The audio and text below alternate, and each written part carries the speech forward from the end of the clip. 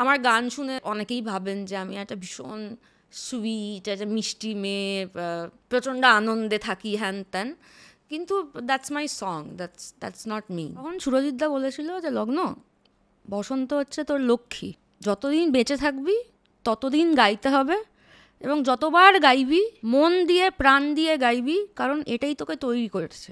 ধরো আমার পরপর দুটো গান বেরিয়েছে, একটা গান হিট করেছে, একটা গান হিট করেনি, খুবই দুঃখ হয়েছে, কিন্তু কি করব, আমার বাবা তো প্রডিউসার নয় যে আমি ওটাকে পুশ করাতে পারবো।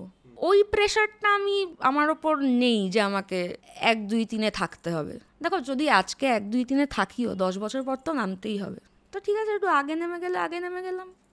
আমার মতো গান হাজার লোক গায়, আমার থেকে বেটার গান কোটি লোক গায়।